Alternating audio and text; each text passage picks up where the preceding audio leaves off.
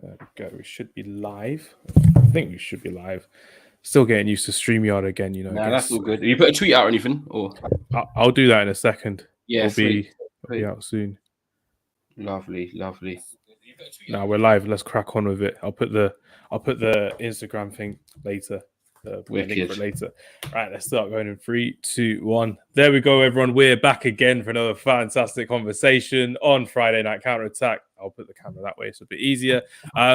Yeah, I thought it's that time of season where I'm going to continue doing live streams in my spare time. I think it's a lot more professional, I would say, which makes it a bit more easy for me to get my presenting skills up and get my football knowledge up as well. And if I need to get some football knowledge from Manchester United's point of view, who better to ask than Ty from Never a Foul Media? Big up. You never knew that segue was coming. And yeah, yeah. Do you know what you say? You saved it. You say, see, people like Safo and that, they need to listen and they need to come. They need to learn from that little line there. I like that, man. Big up my guys as well. No, sit Trafford Tunnel. Never a Foul as well. See, we hit 17K this week. So thank you to the guys that have, yeah, man, been supporting and watching our stuff over there. And also yourself, Hamza, obviously I see what you do. I think you're doing really well with the stuff on Instagram as well. I think you're using that platform great. So carry on doing that. Make sure you subscribe, people. Make sure you like this video. Most importantly, Hamza's a good guy, man. Trust me. And you know what? I think this is the perfect time to sort of have a Man United discussion because we've gone through a bit of the downs. We've got a bit of the ups. So there's a lot to discuss, man. So yeah, make sure you like the video.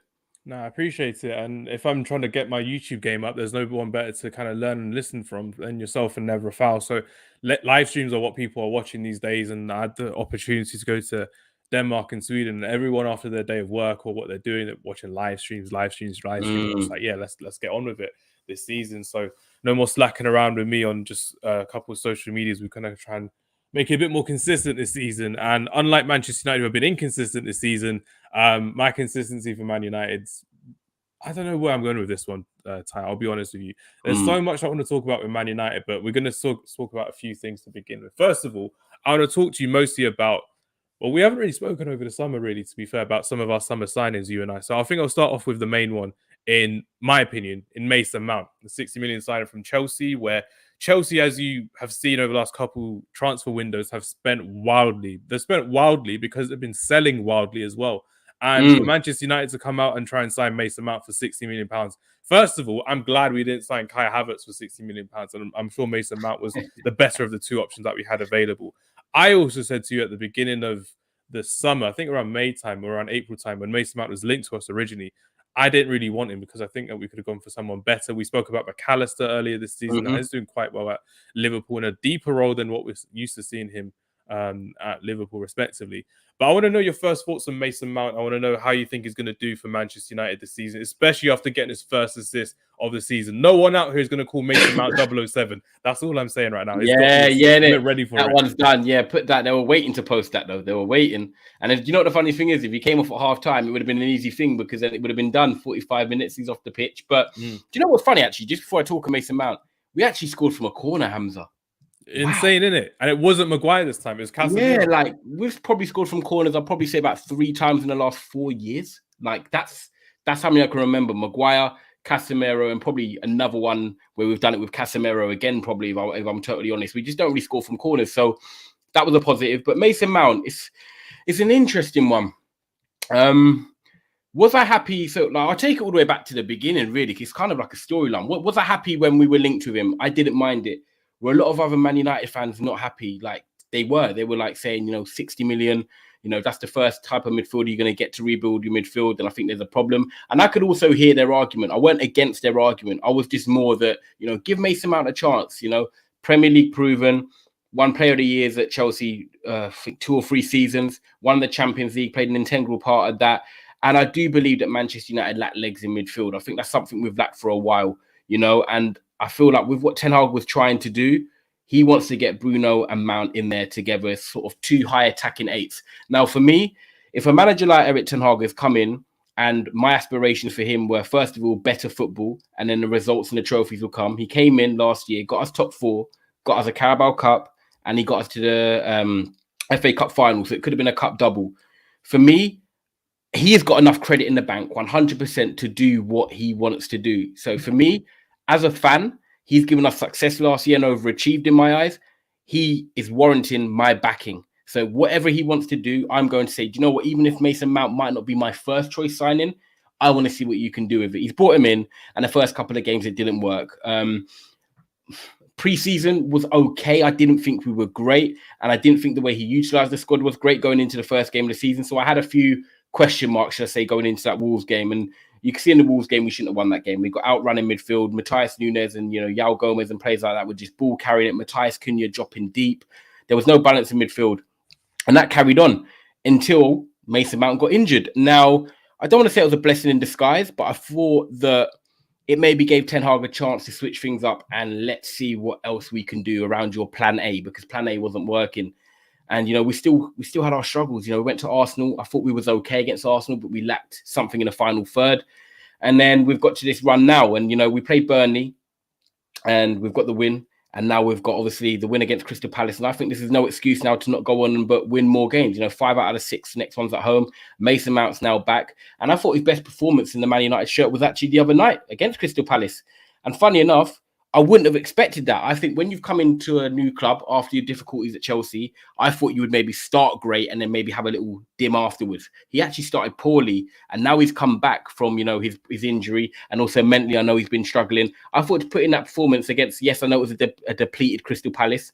You can only beat who's in front of you, Hamza. Because if we didn't beat them, everyone's on the internet saying, oh, you didn't even beat a B team Crystal Palace. When you beat Crystal Palace, oh, you only beat a B team Crystal Palace. So sometimes you can't win. But I thought the perception about things. But when you're a footballer on the pitch, you're not going to go, oh, I'm not going to play good because I'm playing against a couple of reserves against Crystal Palace. That when you're playing Sunday League football, Mason Mount knows it when he's playing at Old Trafford. That's how football goes. 100%. No, I agree with you. And I think when he came in the other night, obviously, I think there was a few things that helped Mason Mount. I think himself. I think that, he was doing a few cross-field switch balls, got the assists. He was getting on the ball more. But most importantly, it was Amrabat as well. We know that this midfield has had no balance since the start of the season, and Casemiro has been isolated. People have sort of scapegoated Casemiro. I just feel like he's been doing a role that he's never done in his life, and he's also been isolated, and he hasn't got the legs anymore. We've got the support with Amrabat next to him, and that allowed finally Mason Mount and players like Hannibal, who started because Bruno didn't, to do what Ten Hag originally wanted them to do, which is play as high eights. Mount was floating around, picking up the ball from deep, getting in the final third, and Hannibal was using his legs. Now, if you replace Hannibal with Bruno and have Casemiro and Amrabat still in on the weekend, after 7 games, in the league, after a whole preseason, you might potentially see what Ten Hag has been trying to build and why he signed Mason Mount. So now I'm kind of intrigued. I'm not throwing in the towel on Mason Mount. He's had his break. We've got a couple of wins now, but with Amrabat in, I can see the vision of hopefully what Ten Hag is trying to build. And I think now we might actually see the best of Mason Mount with his 6 out of 7 home games, Hamza. I think it has been a tough start. Don't get it twisted. I think it has been a tough start. And I will say clearly... It's true, but who hasn't it been a tough start for? No one in that Man United side from August have had a really good performance game in, game out. So even with Mason Mount annoyingly being the fan base's scapegoat, unfortunately, everyone has had difficult times. Victor Lindelof, Diogo Dalot, Wan-Bissaka, whoever you're talking about, they've all had difficult times. Yeah. Mason Mount is the marketable name because he's the new signing, £6 million signing from Chelsea. He's the first midfielder that people think is going to solve our problems. That happens with a lot of Man United sides. We'll sign a player. Oh, he's going to solve all of our problems. Doesn't really work like that in this 38-game season. I wouldn't have signed Mount as my first choice signing. I admit that. He wouldn't have been my first choice, but I feel like he's the icing on the cake. Whereas if you had an Amrabat who came in first and then you got Mason Mount, I would have been like, do you know what? I see the vision. But because it was the other way around, it obviously made me question it. But I'm optimistic around Mason Mount. I think we need legs. I think we need energy.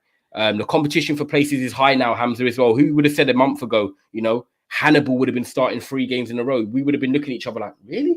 But he's been running his kilometers. He's been putting in his shift. 12 kilometers versus Burnley. And he could have been one of the players on his way out when we were looking at getting rid of Zidane, Iqbal, and Charlie Savage as well. You thought, okay, they're going to get rid of Alvaro Fernandez as well and Hannibal, but Hannibal stuck to it. And fortunately, Erik Ten Hag has reaped the rewards from keeping Hannibal Medri so far. Exactly. And he's got his opportunity and he's kind of taken it. So, that's where I stand with Mason Mount. Where are you with Mason Mount? Because I just feel like the best is definitely yet to come. And Amrabat will be the key to probably unlocking him. I think with Mason Mount, it's going to be a good situation with Erik Ten Hag finally discovering that Casemiro can't be left alone with an attacking midfielder or a midfielder who likes to attack. So someone like an Eriksen, someone like a Van der Beek even, and especially someone like Mason Mount can't be partnering Casemiro because we've seen how Erik Ten Hag wants to play in that transition going forward as a 4-3-3, but with 2 number 8s. It doesn't really work, unfortunately, because Man United, when they lose the ball or when they get dispossessed or when there's a goal kick or whenever it is, as we've seen against Wolves, we've seen against Spurs, and we definitely saw it, unfortunately, in the Champions League against Bayern Munich, that we're just open to transition straight away, and it doesn't help us at all. I'm of the opinion where I think Mason Mount's best position with Anthony, who's apparently coming back from Brazil, and with Jadon Sancho, he's actually back. He's training next week. Yeah, he's back in England, which would be fun to see if Erik Ten Hag wants to start him straight away or if he wants to give him some leeway to get back into it.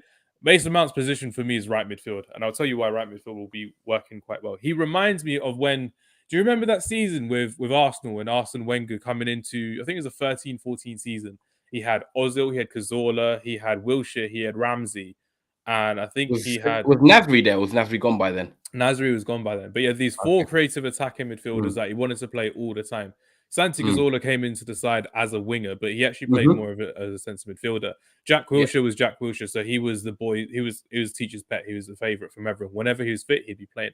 Mesut Ozil was a marquee signing as a number 10 for Arsenal, and they wanted to get the best out of Mesut Ozil wherever he was on the pitch. And then you were left with Aaron Ramsey. And Aaron Ramsey at the time was thought of being the bench player, squad player to actually not really turn up for Arsenal in the big games. But in that 13-14 season, when we first had David Moyes, Aaron Ramsey came into the side for Arsenal and he played as a right midfielder. He played as a right midfielder and he was flourishing working with Mesut Ozil. He was flourishing working with Jack Wilshere. That's where you see that viral goal of Jack Wilshere versus Norwich in that same season. So I'm of the opinion where I think Mason Mount will be a really good right midfielder. If we have him as a right attacking midfielder who can drift into the middle of the pitch, combination play with Bruno Fernandes will work really, really well. Little 1-2 touch and goes. We also need someone who can cross consistently like Mason Mount. Mason Mount's cross on the Tuesday game against Crystal Palace for Casemiro's goal goes to show that when he's got the time and space to cross the ball in, he can find Rasmus Højlund, he can find Marcus Rashford. I was going to say, is that because you're looking at profiles and you're thinking Højlund is a player that wants to dart across the 6-yard box, get across his man, Mount can actually help deliver that? With Rasmus Højlund, though, I don't think Erik Ten Hag is going to do it, but he did play as a winger for Sturm Graz and for Atalanta when he did play in his previous clubs, as well as a striker, kind of like a Darwin Núñez across all the front three. But Erik Ten Hag will really want to keep him as a number 9 and focus him on a number 9. So with that profile of striker, if Højlund will become more of a battering ram, as we can kind of see him becoming in the Premier League, Mason Mount's a perfect guy to whip in these crosses, these low balls in, because we saw against Brighton, unfortunately, that Marcus Rashford had a few opportunities to cross over earlier to Rasmus Højlund, but he's never really been trusting of the number 9 in the box. He didn't even do it when Ronaldo was there enough. He didn't do it when Weghorst was there. And with Rasmus Højlund, it's not really the case in terms of just whip the ball in. But I think it is. And I think Mason Mount's a guy that can unlock Rasmus Højlund going forward as well. And that's where I like to see him working with Bruno Fernandes, because we saw Hannibal Mejbri play amazing, industrious, amazing football against Burnley. And we saw Bruno Fernandes on the right.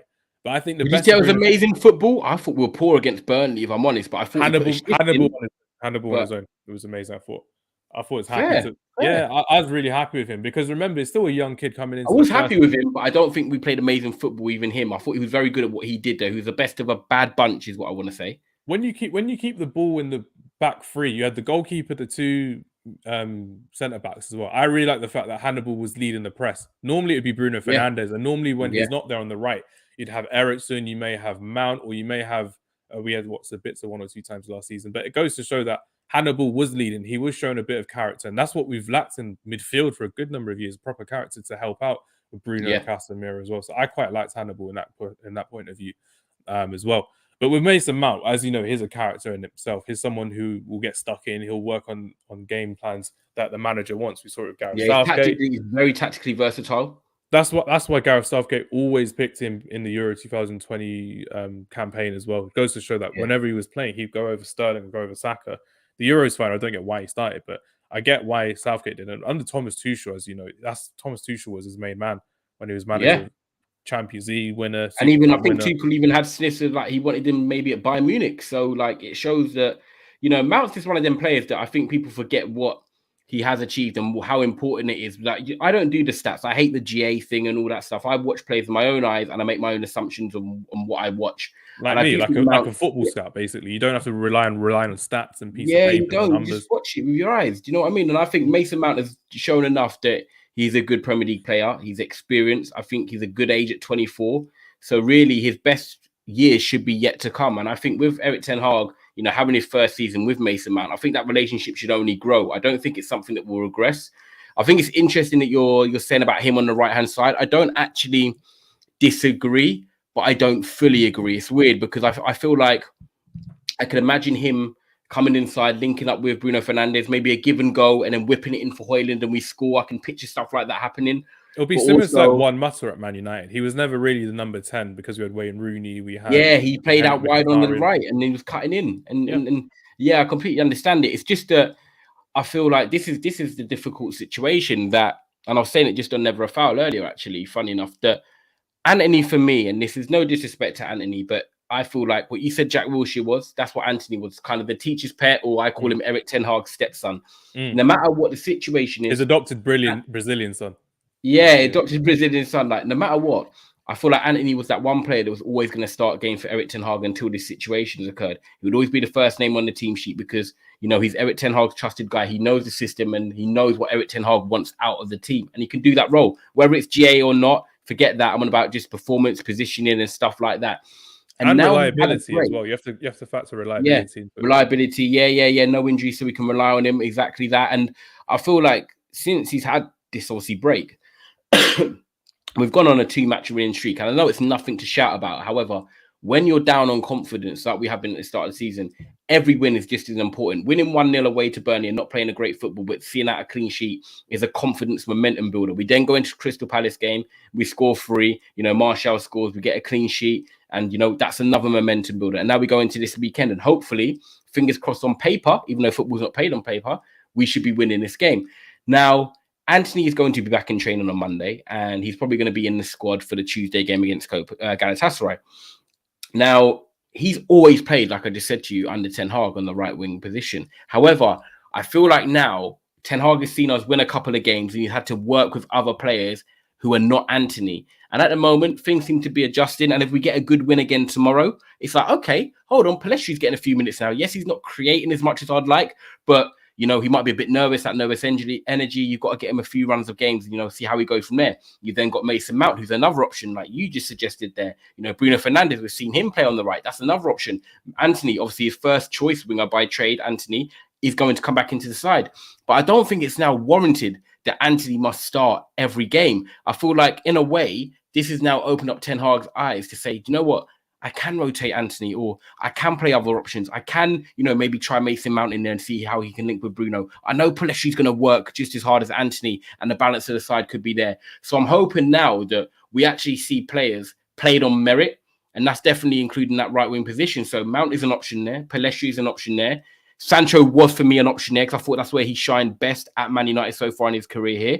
And, you know, we've got Ahmad who's going to come back in the long term, but maybe it'll be a next season thing for him. But I just feel like want Marcus Rashford to just be transferred over as a right winger to accommodate Garnacho as well, because we've seen that. I don't think Garnacho is ready to start, bro. I'm not happy with it because we've seen him I've seen him twice start for Man United, and both times he's wasteful in the final third. It's really, really annoying. But when there's an impact sub, it's a different animal completely. Tired legs. Yeah, up against tired legs. Yeah. That speed is ferocious when you see Alejandro Garnacho take on tired defenders. It's insane. But yeah, more on Ahmad, more on Pellèstri, because I want to go more into our midfielders and our young players as well. Because with Mason Mount, we've gone through quite a lot, which is fair enough. I'm quite happy. Yeah, which is good. Yeah, as a lot of people know, Man United fans know as well. He's not your typical creator. He's not your Foden. He's not your Maddison. He is someone who will work for the manager in whatever way he wants to, even if it affects his GA and his XG, whatever it is with Mason Mount. He's not going to worry about stats. Which as long as the team win at the end of the day. Yeah, exactly. Yeah. That's what it's about. And I like seeing that on the pitch, which is great. Now I need to talk to you about a couple of youngsters that Man United have got. We mentioned Hannibal Mejbri earlier. I wanted to talk to you about Kobbie Mainoo as well. I know you're a big fan of him from what you've seen already. So with this large midfield that we finally have after a good number of years, and as you know with Man United, we always tend to have injuries. Unfortunately, this preseason, Kobbie Mainoo got injured against Real Madrid. And I was really happy with his starting preseason and the fact that he got served a long-term contract. Erik Ten Hag is clearly a big fan of him. I personally think he's going to be someone of a Moussa Dembele mold going into midfield if he was to come into Manchester United. But I wanted to know your thoughts on Kobbie Mainoo and Hannibal Mejbri and how they can actually impact the Man United midfield this season. Do you think they need to go on loan in January? Do you think they're going to be happy being bit part players? What's your thoughts on Hannibal Medri first, and then Kobe Mainoo coming back? Yeah, no, I think it's a very good question. Because it's quite early on, I don't want to be one of them reactionary guys. It's like, oh my god, they're going to be world beaters, because that's not what I'm here to do, obviously. But if I'm honest, my gut instinct when you asked me that question there was 100% keep them, and they've got a role to play. You know, we're in the Champions League, we're still in the Carabao Cup, we're going to be trying to go for the FA Cup, and the Premier League is very competitive in terms of, you know, going for top four. We've already seen the injuries are a big thing this season. I don't know if it's the amount of games that teams are playing, but you look at the injuries across the top 4, 5, 6 clubs. Arsenal struggling with, you know, Saka, Trossard, Martinelli, Declan Rice, Saliba not trained this week. We've got Martinez, we've got Malacia, we've got Reguilon, we've got Shaw. You know, the list is endless. You know, on a side note, don't you find it funny how Sky Sports were reporting earlier today that Arsenal got a few injuries, but when Man United had 10, 11 injuries, they didn't care. They didn't mention it. Yeah, it's interesting because they'll probably rather see us lose, and then they can, you know, go with their news headlines. But I suppose we'll save that for another day. Yeah, even BT Sport didn't do it against Bayern Munich. Oh, you lost 4-3. You should have won the game. Like, what? We had 10 injuries. Crazy. Yeah. But yeah. No. I completely hear you. But yeah, in regards to Hannibal and sort of looking at other teams, a lot of people are getting injuries this season. It's early on. We're talking, you know, 5 weeks into the season. Plus, we've actually had an international break as well, where people get rested who are not selected. So I feel like already we're seeing within 6 weeks, you need a squad. You need that energy. You need that refreshments. And Hannibal and Kobe are that. And first of all, Hannibal, how I look at it, my gut instinct said yes. And it's simple as this for me.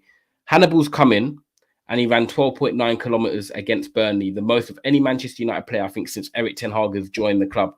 Manchester United's midfielders lacked legs, and also it's lacked that sort of desire and hunger. And I feel like we need someone to go out there and understand. I'm not saying the others don't, by the way, but understand what it means to represent this shirt and putting in the basics. Man United fans are not asking for everyone to be world class. We're just asking for the basics to be done. Simple 5-yard passes, simple, you know, closing down your man, putting in 100% on the pitch, looking like you want to be there. And Hannibal has come in and done that, like we said, and that is why he started 3 games in a row. So I feel the element of legs and the energy, and like you said, the ability to lead the press and his desire is one thing that Manchester United midfield hasn't had so far. Eriksen, unfortunately, can't do that. Casemiro can't do that. Bruno does it to an extent, but he's a captain, so like he should be doing that, but people still moan about that.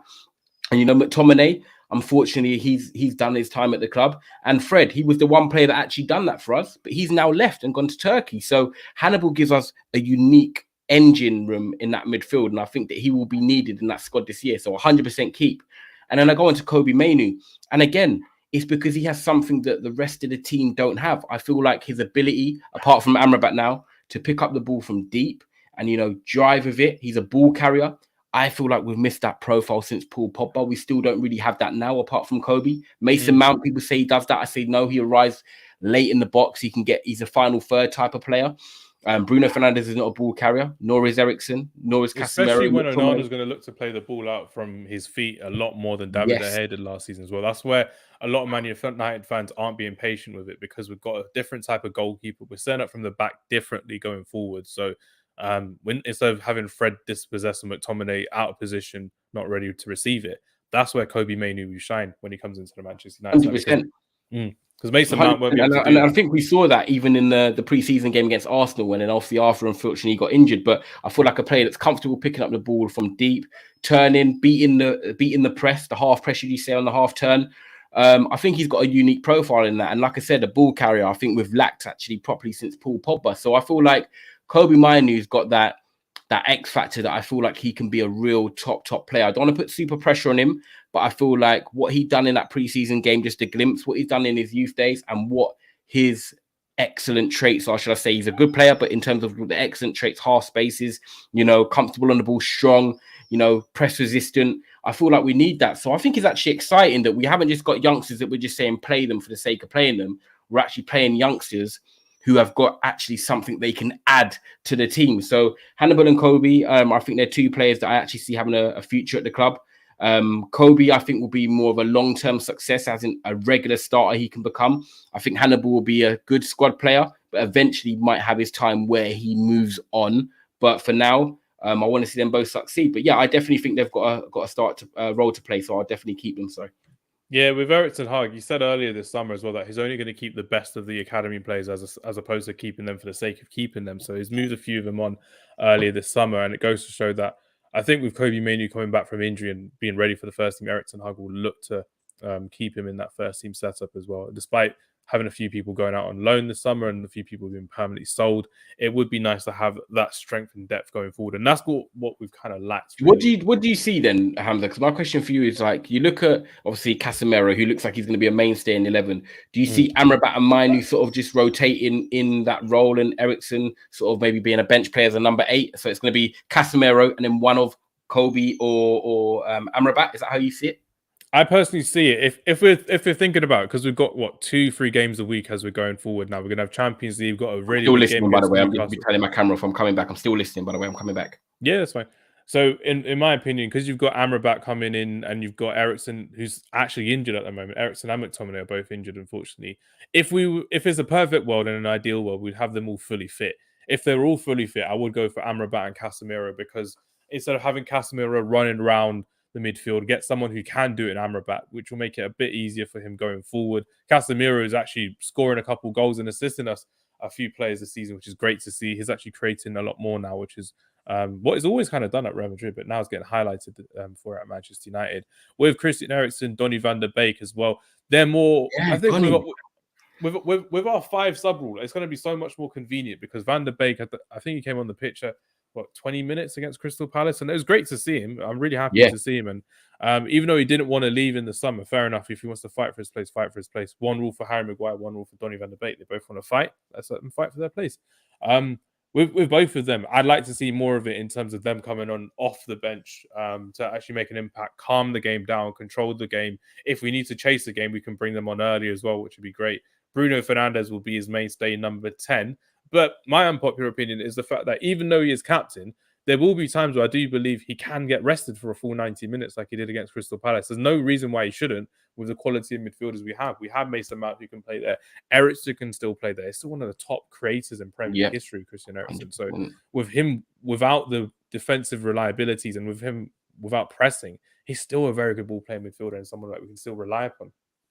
And then, of course, we've got Mason Mount as well, who can play as a 10, as a right midfielder, and as a centre midfielder if needs be as well. But it's quite funny now when you look at Hamz, isn't it? The problems we had, when you think of the names you listed, obviously, we've got, if we go from the DM up, we've got, obviously, Casemiro, you've got Amrabat, you've got Kobe coming back, you've got McTominay still there, you've got Van der Beek, you've got Eriksen, you've got Bruno, and you've got Mount. We've actually got 8 midfielders, to be fair. So the depth finally is looking a bit deeper there. Do you know what I mean?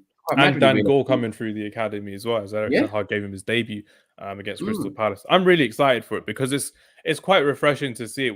We always need new players coming through, and a lot of times Man United haven't relied upon the academy when they should have, in my opinion. We saw it under Louis van Gaal in the second season, mostly when we brought through Marcus Rashford. We had Jesse Lingard. I think we had Tyler Blackett come through the season before. Cameron Borthwick-Johnson. Under Louis van Gaal, he was a big advocate of that, and so is Erik Ten Hag, which is amazing to see. And that's what's the tradition of Manchester United. And instead of buying all these players, and as you and I have discussed previously as well, the more players that we tend to buy, the more flops we tend to have at Manchester United because they can't cope with it.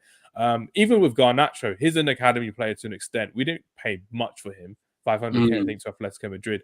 Jadon Sancho, 70 million. Anthony, 80 million. Di Maria, 65 million, I think. 65, 67, whatever it is. And then Januzaj was a free. Memphis Depay, 30 million. Falcao was a big loan. Falcao was a big loan. But even in terms of like when you're looking at these academy players, Marcus Rashford on the free, when you're looking at them, they stay in the team because they have that passion for the badge and they fight for it. That's what I like about Hannibal Medri. That's what I like about Mainoo. Even last season against Reading when he played, it was great to see. As opposed to paying the 60, 70 million pounds all the time. Sometimes you can rely upon an academy player. I'm really happy to see that. Would you keep Hannibal as well then? So obviously, I think we both agree that Mainoo's a long-term stay. Would you keep Hannibal like me for this season, or would you like to see him on loan in January, considering the options we just listed, the 8 before him, which makes him 9? The only reason I want to see Van der Beek moved on was because of the development of Hannibal Medri. For me, it's that competition between Medri and Donny van der Beek. If we're not going to see Van der Beek turn up for another season, I think it's bye-bye Donny van der Beek in January and keep Hannibal Medri for the season. If not, then we have to loan out Hannibal Medri, probably ideally to a top European club who will need a player, someone like a Dortmund, someone like an RB Leipzig, someone of that kind of quality, because he'll get game time and he'll get good experience, because last season he did really well at Birmingham City. He's Yeah, he very did. much loved by their fans as well, which is great to see. But that's what you kind of need. Sometimes you need someone to actually inspire you in the wrong way. Like Donny van de Beek is back in the side, but is he going to be a permanent starter? I don't think he is, because realistically speaking, he's got 5-6 players ahead of him, Yeah. including Medri and including Kobe Mainoo. And with Mason Mount signing, Donny van der Beek has everything to play for because of Medri and because of Mainoo. If they weren't there, if the manager didn't go for young players, Van der Beek would just come back in and you're just like, oh, it's back. Yeah. I don't have to fight for my place. No, I agree. I think this is why it's exciting going into the patch we're going into, because I feel like timing of obviously fixtures is such a great thing at times, because we weren't confident at the moment. And, to play the Burnley game and win 1-0, to go to Crystal Palace game and win. We've got Crystal Palace again. After that, it's, Galatasaray at home, which you're going to. You then got, Brentford at home. And then we've got Sheffield United away. So it's Brentford at home, Sheffield United away. And then we've got obviously the cup home tie against Copenhagen again. And then we've got Newcastle still at home as well in the Carabao Cup to come. So when you look at it, I think City are our only away game with Sheffield United in our next 8 games. So our home record was very good last year. That's something that no one can disagree with. We beat the top teams. Yes, our away record was poor, but that's something we know that, we want to improve on as fans. And so does Erik Ten Hag know that. So the fact that a lot of these games are at home and we've been in a bit of a lull, this is the perfect time to rebuild your confidence. You're, as much as you're missing, your Reguilons, your Luke Shaws, Malacias, and your back fours looking a bit uptight, I do think that we've got enough quality to beat the teams that we're facing. And that's no disrespect to the opposition. However, I wouldn't want to be playing, Liverpool, Arsenal and Cities right now. I do want to play the Brentfords, the Palaces, the Sheffield Uniteds, because with the squad we've got, I do think we can score enough goals to beat that team. And, I know we haven't scored a lot of goals so far, but, with the players we've got back, we just listed in midfield, with Højlund now finding his minutes, Martial getting a confidence booster, Rashford, Garnacho, Pellistri getting starts. All these players are now fighting for their spots in the starting lineup. And to fight for your spot and deliver, you need to win games and you want to be contributing towards, in the final third. So I just feel like now, this is probably the most happiest I've been in terms of since pre-season, because of the fixtures we've got and the fact that I don't want to be overly confident, Hamza, but I do think Man United can win. We're on 2 on the bounce already. I think we could make it 6, 7 on the bounce by the end of these fixtures. And I don't think that I'm wild for saying that. You look at the fixtures on paper and people will be saying you should be winning them. And I have to agree. And I think it's the perfect time to do that, because we can't afford to drop points in games like these. And, you're going to have a harder run in the long run to come. And, home games are important. Manchester United win at Old Trafford. And that's what I've always known and what I've grown up to see us do. So let's hope we can continue it on Saturday, because, I want to see Højlund get his first Premier League goal. I just want to get a few players getting a bit of their confidence back. I want to see Onana get a few more clean sheets under his belt. Yeah, and Onana get a few more clean sheets. It just all breeds confidence. So I think the timing of the fixtures in the run, Hamza, is going to play into our hands, hopefully. And fingers crossed, this is now the start of the wheels turning. It needs to.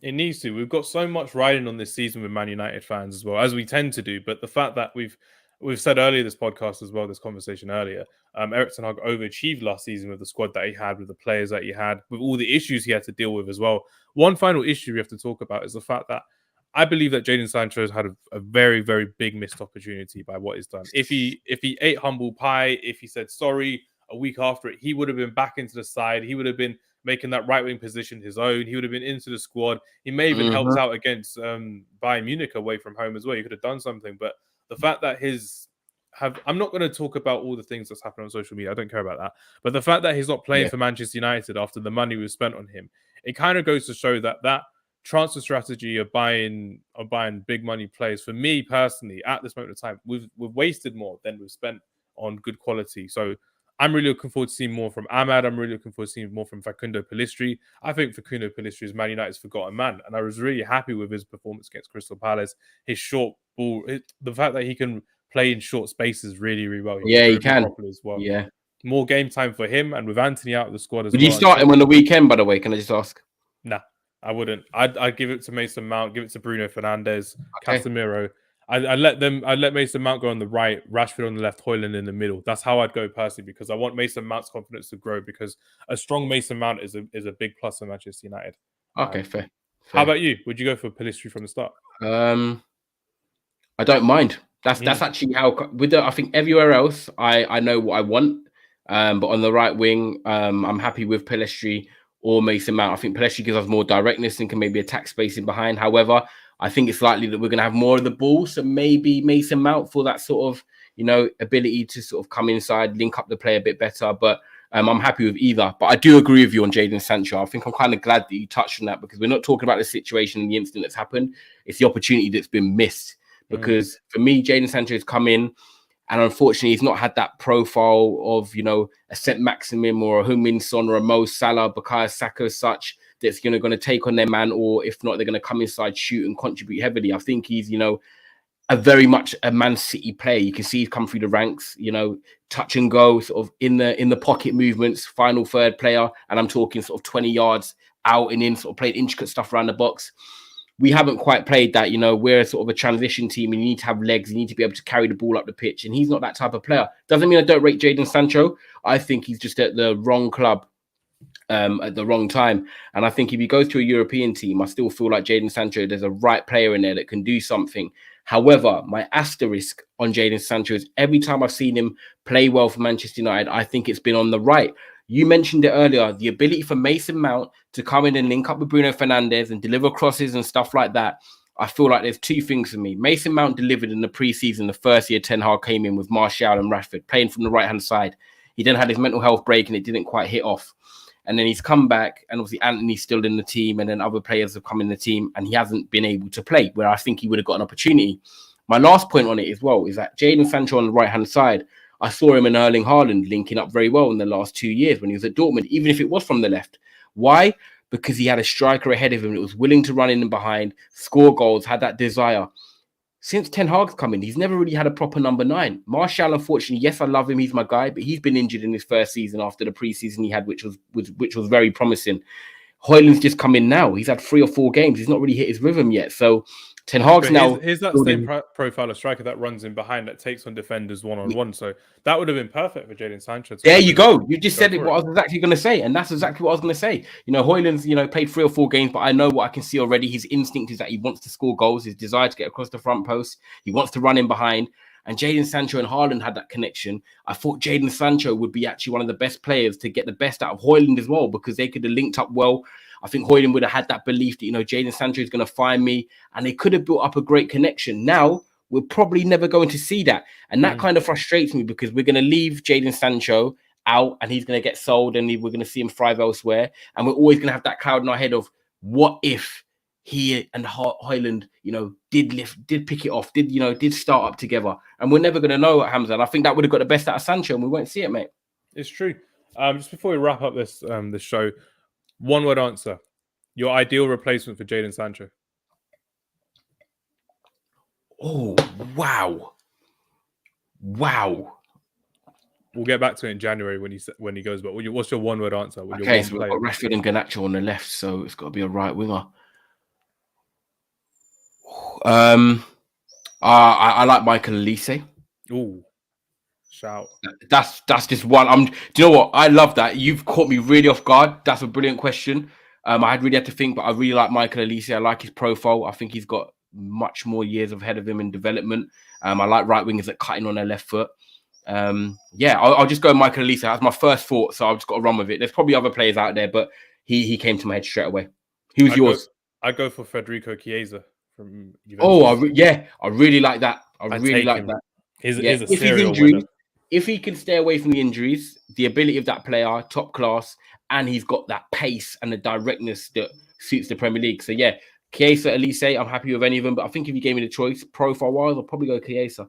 Because again, we would have someone different who's very direct, and that's what we need at Manchester United going forward, especially in these away games that we're always lacking, unfortunately, which ain't great. Yeah, I think I've linked with Chiesa from an Italian source. I just didn't know how reputable or how true it was, but I was excited reading that, thinking, yes, please. That would be ideal. Even Berardi's a decent alternative. I don't know. I think there's certain players that, like when you get them players in the Premier League that like suit staying at West Ham's or the Aston Villas, but once they take the step up, it's a bit like, I feel Berardi, Sassuolo, like I can imagine Berardi maybe a Roma, which is a step up, but it's not like an Inter Milan top level where you should be winning the league. I feel like he's that 3rd, 4th type of man. Yeah. He dunked on Inter Milan the other day. He scored an amazing goal. It was crazy. He's doing really well this season. Scored against Juventus and scored against Inter Milan, Dominic Berardi. He's done well.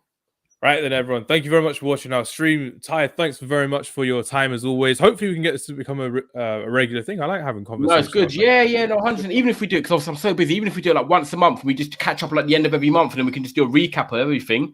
It's the 29th today. Perfect time. Yeah. Do you know what I mean? Yeah. I'm down for it, man. So no, 100%. I appreciate you having me on. Obviously, first of all, I always say, guys, Hamz is a great guy. So please make sure you support the channel, like and subscribe. For our stuff, obviously you can see my Twitter down below, ___, tweet on Man United and other things.